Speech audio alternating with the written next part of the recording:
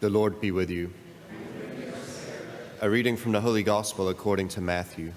Glory to you, O Lord. When the Pharisees heard that Jesus had silenced the Sadducees, they gathered together, and one of them, a scholar of the law, tested him by asking, "Teacher, which commandment in the law is the greatest?" He said to him, "You shall love the Lord your God with all your heart, with all your soul, and with all your mind. This is the greatest and the first commandment. The second is like it. You shall love your neighbor as yourself. The whole law and the prophets depend on these two commandments."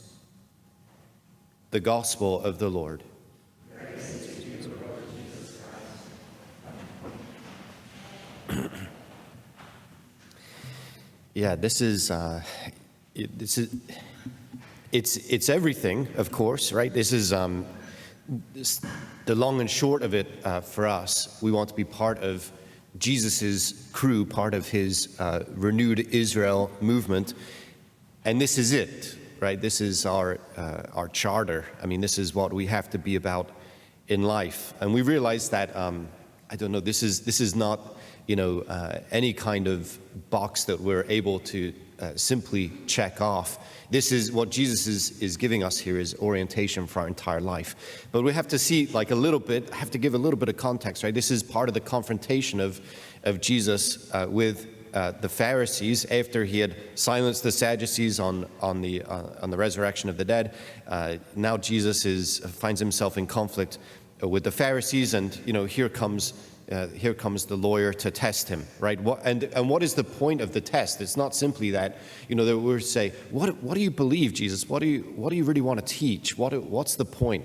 The point for them is that they will be able to trap Jesus as a heretic, as someone who's leading Israel astray, and they'd be able then to string him up. And this is, of course, part of what's going to happen to him in the next chapters of the Gospel of Matthew.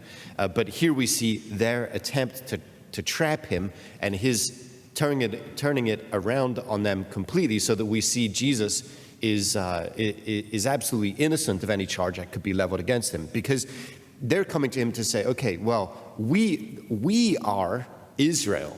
We know what it means to be Israel. So in that sense, we understand that we play that role of Israel in God's plan to restore the world. And we understand that we need to be a renewed people in order to restore God's creation. That's the role of Israel, and we're taking it on, thank you very much. We know what it means to do that. And you are going in a direction that is different from the one that we are charting with our people. So you are not Israel, right? You cannot be embodying or provoking or sustaining a new Israel movement, because we're Israel, and you're doing something that's very different from what we are proposing to do, to restore Israel, and so bring restoration to the rest of God's creation. Jesus then said, this is like, they ask him the question because they want him to say something that's clearly not right according to the law. And they can say, well, then clearly he's in conflict with the law, he's in conflict with God, he's leading Israel astray. We can just get rid of him, we'll continue on our way. Right? We'll run him over. It's not a big deal. In fact, we should run him over because he's leading Israel astray. But what he does is he comes back and he says, actually, what's at the center of my movement is at the center of what should be your movement but isn't.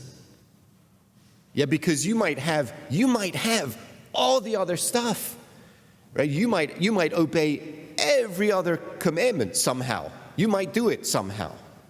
But if you don't have this, you don't have anything. And in fact, this is the most traditional way at looking at Israel's charter. This is the most traditional way of looking at who God intends Israel to be. This is at the heart of everything, and it's the heart. You shall love the Lord your God with all your heart. In fact, it's not even, law properly speaking. This is Israel's prayer. This is their most sacred duty. It's to pray, and it's to pray this prayer, in part, the Shema prayer, and they have to pray it many times a day. It's the most important thing they do. Too much. God is relentless in his giving. This is who God is, and this is that is the God that Israel is called to embody and witness to in the world as they bring his love to life. So we see, if we can tie together the Sermon on the Mount and what Jesus says here about love of God and neighbor as self, then we know that this is the reform agenda, and this is the new Israel agenda that then Jesus wants to invite us into, to be a part of, and to be with him as he animates and sustains us. And we are about the work of restoring the world, of raising the world, lifting the world. And again, it's only love that lifts the world. Yeah. So I want to give just a brief example. We celebrate today the feast of Saint Jean Eudes. I don't know. You French scholars, you can check me on it. Okay, but Jean Eudes, and he was a great figure in the church. But I want to focus on just a couple of points of his life that help us to make sense of this particular passage. Saint Jean was focused on the Sacred Heart of Jesus, the Immaculate Heart of Mary. Yeah, the Sacred Heart of Jesus, the Immaculate Heart of Mary. I want to say I rediscovered the Chaplet of the Sacred Heart of Jesus when I was at home recently. It's a little thing printed out in French, and one of the prayer that you wouldn't recognize goes something like this: Most loving heart, only true worshiper of God, you are blessed, have pity on us. That second part is the most important, I believe. Only true worshiper of God. We're talking about the Sacred Heart of Jesus. Jesus is the only true worshiper of God. Which then, with the help of one of my friends, I was sharing it with her. She said, that means that he's the only true lover of man. He's the only true worshiper of God. He's the only true lover of men. Now this, right, what does it do? It sets us on our course. This is our direction. We know that Jesus is the only true worshiper of God, but we are to become worshipers of God. So every aspect of our heart, every part of our life has to become an expression of the worship of God. God is first, we love him, we adore him, and this is then an express of that.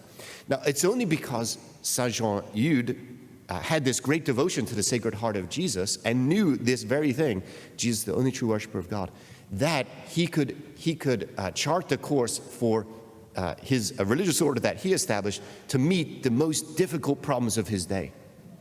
Yeah, he was attempting to go with to meet the needs of his day, especially as it related to women who found themselves caught up in prostitution, poverty, and the rest. And he established a women's religious order in order to take on that challenge. But he could only take on that challenge as someone committed to the Sacred Heart of Jesus.